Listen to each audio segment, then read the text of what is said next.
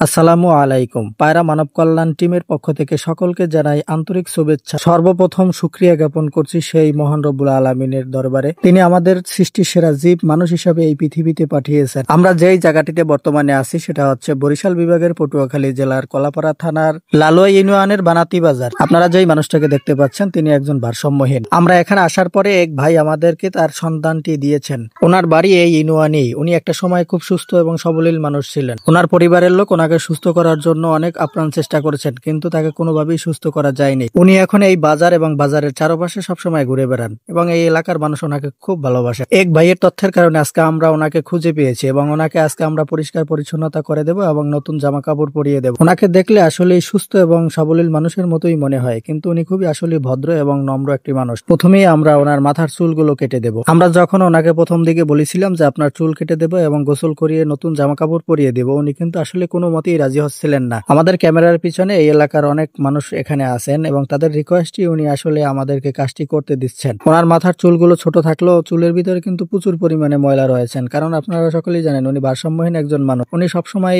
এখানে সেখানে শুয়ে থাকেন এবং আমরাও এসে এখানেই একটা স্কুল আছে, স্কুলের ভিতরেই আসলে ওনাকে মূলত প্রথম পেয়েছিলাম মাটিতে শোয়া অবস্থায়। মাথায় প্রচুর পরিমাণে খুশকি রয়েছে এবং কিছু কিছু জায়গায় ঘা চিহ্ন দেখা যায়। একবার চিন্তা করে দেখেন, আমরা যারা সুস্থ মানুষ 1 থেকে 2 দিন বা 3 দিন যদি গোসল না করে থাকি তাহলে আমাদের শরীরের অবস্থা কিরকম লাগে।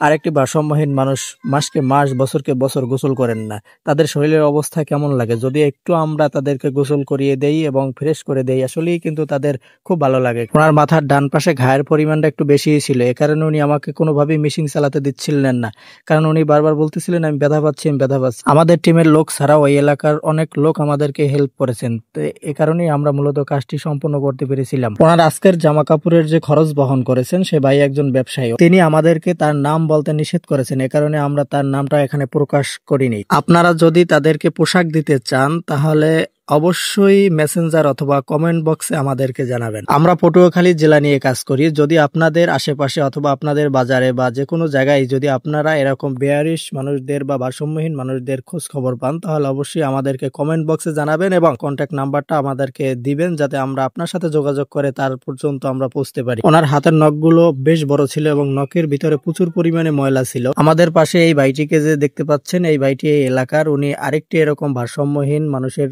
তথ্য আমাদেরকে দিয়েছেন। আমরা অবশ্যই চেষ্টা করব সেখানে গিয়ে সেই বাড়িটির কাজটা সম্পূর্ণ করতে। এই ভারসাম্যহীন মানুষগুলোর যদি এভাবেই সবাই মিলে একটু তথ্য আমাদেরকে দেন তাহলে আমাদের কাজগুলো করতে একটু সহজ হয়, নয়তোবা আমাদেরকে এরকম খুঁজে খুঁজে বের করতে কাজ করতে অনেক প্রচুর পরিমাণে কষ্ট হয়, কারণ খুঁজে তাদেরকে পাওয়া যায় না, কারণ তাদের কোনো নির্দিষ্ট জায়গা থাকে না এবং তাদের কোনো ফোন নাম্বার থাকে না যে তাদের সাথে আমরা কন্ট্যাক্ট করে যাই তাদের কাজটি করে দিয়ে আসবো। অবশ্যই আপনাদেরকে অবশ্যই আমাদেরকে যদি আপনারা তাদের তথ্য দিয়ে থাকেন দেন তাহলে আমরা অবশ্যই তাদের কাজগুলো ভালোভাবে করতে পারবো। আমরা সকলের কাছে আশাবাদী আপনারা সকলেই আমাদেরকে তথ্য দিয়ে আমাদের কাজগুলোকে একটু হেল্প করবেন এবং সামনের দিকে এগিয়ে নিয়ে যাবেন। আর সকলের কাছে একটি বিনীত অনুরোধ যে আপনারা সকলে একটু বেশি বেশি শেয়ার করবেন, কারণ আপনার একটি শেয়ারের কারণে হয়তো বা এই ভিডিওগুলো অন্য কোনো লোক দেখে অবশ্যই তারা আমাদেরকে এরকম ভাইদের তথ্য দিবেন। তথ্য দিলে আমরা তাদেরকে একটু পরিষ্কার করে আসতে পারবো। আর যদি এরকম ভারসাম্যহীন মানুষদেরকে পরিষ্কার করে নতুন জামা কাপড় পরিয়ে দিয়ে অবশ্যই তাদের আত্মা দোয়া করবে। আর আপনার একটা শেয়ারের কারণেই হয়তো বা সেটা করা সম্ভব হতে পারে। আর আমাদের এই কাজগুলো আপনাদের কেমন লাগে অবশ্যই আমাদেরকে কমেন্ট বক্সে জানাবেন। আর বিশেষ করে হলো এই কাজের ভিতরে যদি কোনো ভুল ত্রুটি এরকম কিছু থাকে অবশ্যই আমাদেরকে সংশোধনের জন্য কমেন্ট বক্সে জানিয়ে দেবেন। সবসময় আপনাদের পরামর্শগুলো আমাদেরকে দিয়ে যাবেন, আর আপনাদের সঠিক পরামর্শ যদি আমরা পেয়ে যাই তাহলে আমাদের কাজগুলো আরো সুন্দরভাবে আমরা গুছিয়ে করতে পারবো। আল্লাহ পাক কোরআনে বলেছেন, সৃষ্টির সেরা জীব হিসেবে আমি মানুষকে সৃষ্টি করেছি, আর এই সৃষ্টির সেরা জীব মানুষকে যদি খেদমত করে এই পৃথিবী থেকে যাওয়া যায় তাহলে আমি মনে করি যে আসলে এই ভালো কিছু হবে ইনশাআল্লাহ। এই মানুষগুলো যেহেতু ভারসাম্যহীন, এদের মাথায় কাজ করে না, তাই পরকালে এদের কোনো হিসাব নেই, আর এদের হিসাব না থাকার কারণে এরা বিনা হিসাবে জান্নাতি। আর এই জান্নাতি মানুষগুলো সেবা করতে পেরে আমি নিজেকে খুবই ধন্য মনে করি। আশা রাখি আপনারা আমাদেরকে এই কাজগুলো করতে সহযোগিতা করবেন। ধন্যবাদ। আমরা বর্তমানে আছি পটুয়াখালী জেলার কলাপাড়া থানার লালুয়া ইউনিয়ন বানাতি বাজার জামি মসজিদের সামনে। তো এখানে এই ভাইটিকে পাওয়া গেছে, ওনার বাড়ি নাকি এই এলাকাতেই। তো ভারসাম্যহীন ভাই, তো সকলে ওনার জন্য একটু দোয়া করবেন।